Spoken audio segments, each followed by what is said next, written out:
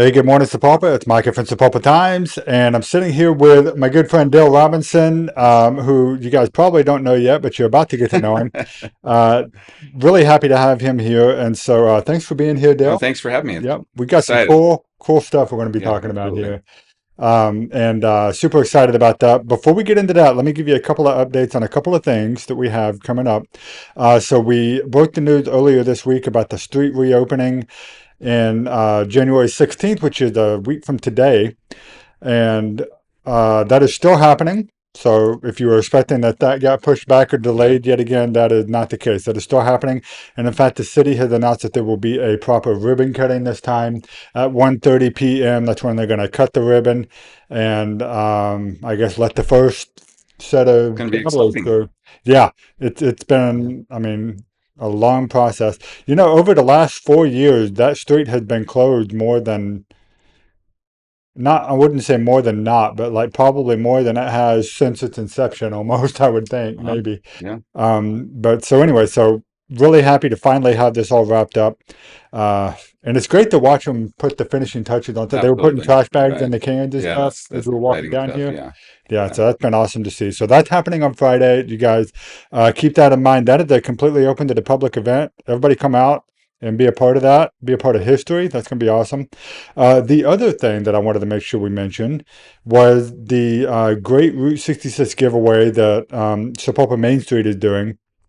So yesterday they did the second of the giveaways that they're doing this week, and I thought this was so great. Brenda Gearhart. So if any of you guys know Brenda, her and her husband, I believe, Frank Gearhart owned Gabe's Office Supply, and I think later on they owned the Frame Shop. Mhm. And anyway, they were Brenda won the other chunk of Route 66 that they gave away yesterday, and they Good for did give it them. away at 11:16. And there is nothing unique about that number at all. I thought maybe it was, I thought it had some like sort of, historical significance or something. But I asked Mike Jones, who is in the picture there. That's David Reed. Reed is helping to sponsor this event, and then Brenda in the middle there won that piece of Route 66, and then it happened over at Gasoline Alley, which is done by Mike Jones on the right.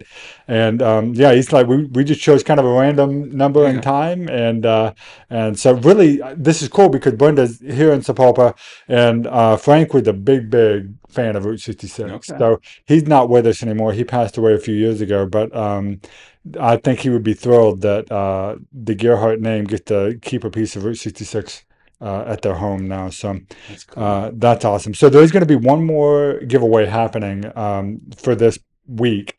It's happening tomorrow, and all you have to do if you want to take home or be entered into the drawing to get your own piece of Route 66, all you have to do is go to Gasoline Alley. It's at 24 North Main, and just right on the corner of Main and Hobson. And you just go in there when they open up at 10 a.m. or anytime during the day and get a ticket from Michael Jones. And that's all you have to do. You don't have to buy anything. I Oh, mean, we would like you to. That's kind of the whole point of yeah. this whole thing. But there's no purchase necessary in order to be entered in for that drawing. Just go get a ticket, and then you just have to make sure you're back by 5 o'clock when they do the Yeah. giveaway. They don't do them at 5 o'clock every time. They do it at a different time every time. But tomorrow's will be at 5 o'clock. So come down, get your ticket. Uh, hang out in Sapulpa and spend your money, check out our restaurants and stuff, and then head back over there at 5 o'clock. Make sure you're back in the store by 5 o'clock when they do the giveaway for your chance to win. So anybody, it's completely open to anybody. There's no restrictions. Anybody from out of town can participate, just as long as they're there. So, and then I think next week, I think you told me they're going to start doing some other locations. So we will continue to keep you guys in the loop on that as it happens. But the main story for today is a pretty exciting event that we have happening next week, a week Next from week. today, Yeah. actually. So yeah, it's going to be a pretty big Friday Yeah, next week. it's gonna be amazing. We're Yeah, gonna it is. So we got something the new for Sapulpa. yes, Very new. yeah, very much so. Yeah. So we've got the ribbon cutting happening Friday afternoon, and then later that day or the next day is going to be it has to be the first lacrosse tournament that Sapulpa's ever had. As far as my understanding, it Okay, is. okay. So I, you know, we'll, we'll see. Yeah, yeah. That's what I'm told. So I mean, if it happened before, they didn't tell me about it. yeah. So anyway, for those of you who don't know Dale, he recently moved to town just a couple years ago, right? Well, a year ago, last September. Okay, Yeah. and really quickly got himself and his kids plugged into the town. I see him at the coffee shop all the time. He's part Yeah. of the coffee mafia over here that we have. And then it is so neat talking to you about all the things that your kids are involved in. And in particular, your daughter Ruby Correct. she plays lacrosse for Jinx Public Schools, even though Correct. she attends Sapulpa. Sapulpa. Yeah. Correct. So can you start by telling us kind of how did that arrangement even work? Well, before moving here, we looked at several locations around town because we were looking for property that had parameters on where we wanted to be as well. We wanted something that was either rural or agriculture as well, and so we kept chasing things, and then finally we were getting down to our property selling and back home, and I just had to pull the trigger. So I bought something sight unseen. Oh, you And did? yeah, I sight think I knew unseen. that. Okay. And I sent a realtor out to do a little video of it, but never stepped foot on it until 2 days before it actually closed.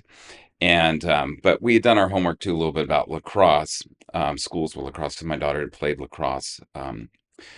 And so we have a spot that's kind of like between Sapulpa, Aldenbowden, and Jinx, kind of like, school district stuff. Mhm.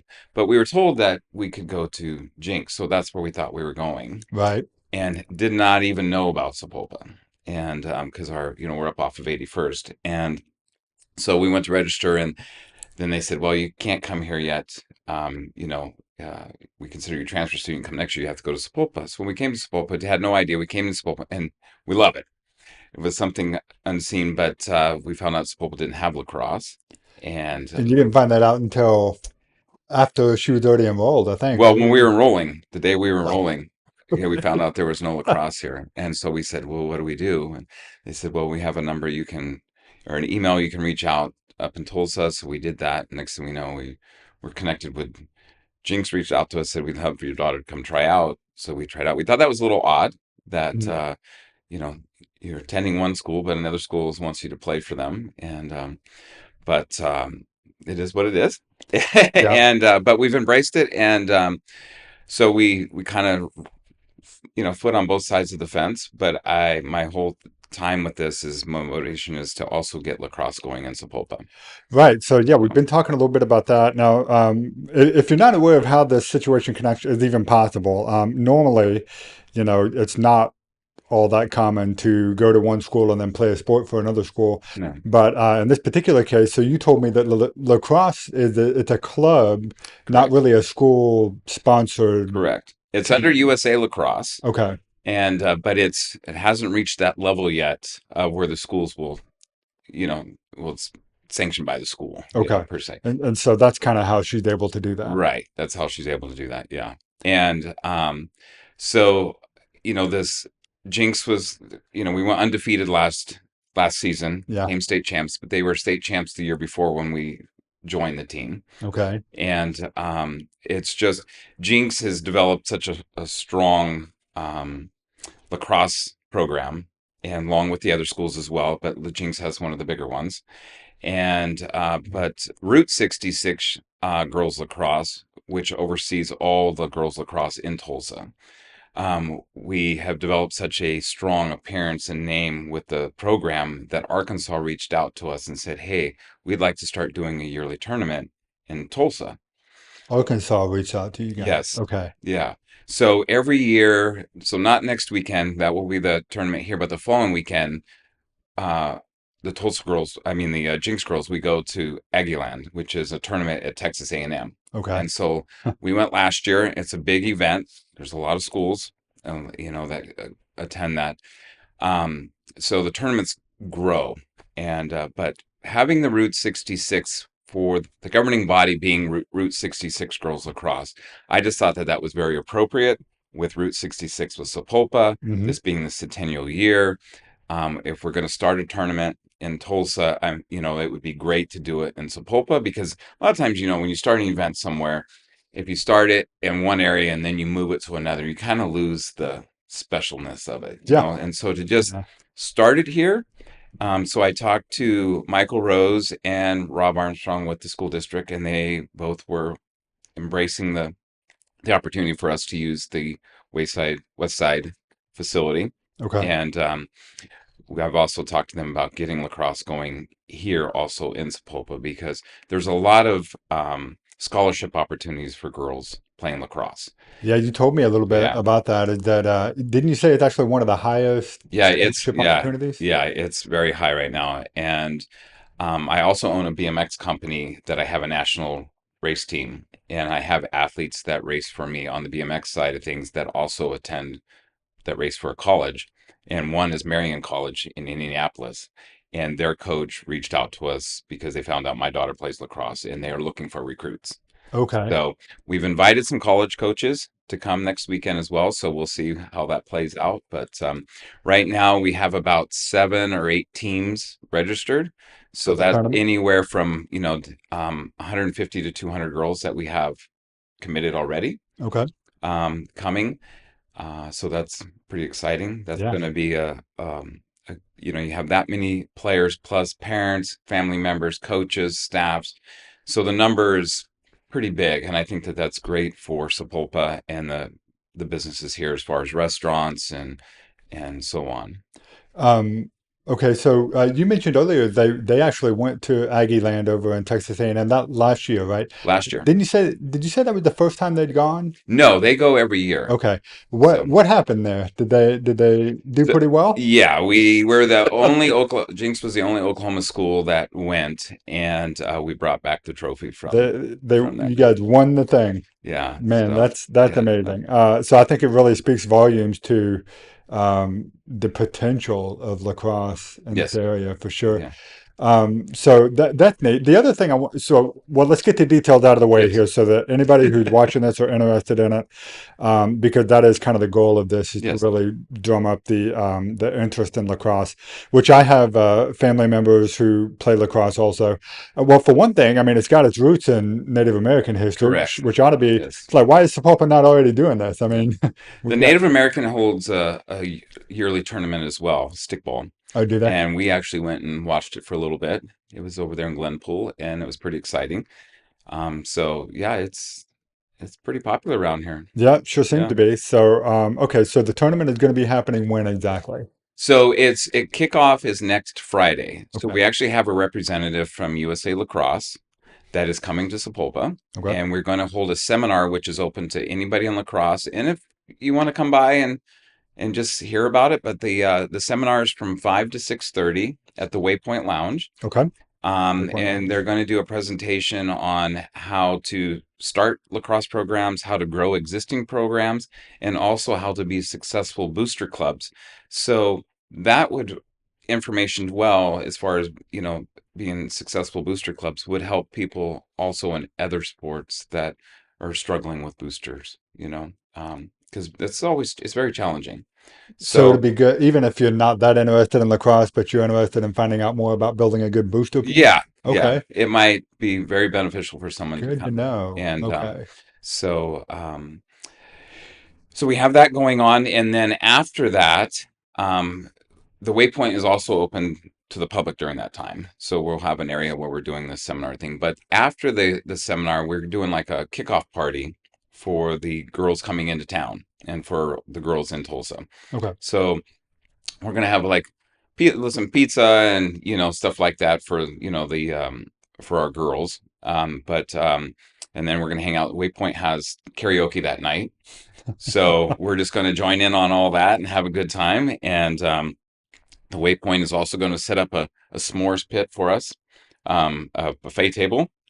So if the general Okay. public wants to partake in that as well, it's $2 a person, and you're like a buffet table. You get what you want, and they'll have the fire pit outside, and they've removed that canopy above the fire pit, so it's all safe and ready to go. And Nice. yeah, so we're looking forward to that. And then on Saturday morning, we have a goalie clinic and another clinic kicking off at 8 until 9 Okay. on Saturday, and then the tournament actually starts at 9 o'clock on Saturday, and we'll go through the day, and then we'll pick up again on Sunday morning at 8 o'clock, and the tournament will run through Sunday as well. Okay, so you guys have been in a bunch of tournaments like this before. I don't know if you've ever been in. Is it common for schools to host a tournament that they're not directly like competing in? Um, yes and no. Okay, Typically, originally we were looking at doing 2 days at Jinx and then doing one day at Union. okay, And I just felt like, again, you know, Sapulpa, embracing it. And I've had such great experience so far with Janet at the Chamber and, CTX Coffee. They're going to have their CTX trailer out there at the field as well in the mornings. So if you want to stop by, get a coffee with CTX and also check out, a game or two, we'll okay. have that.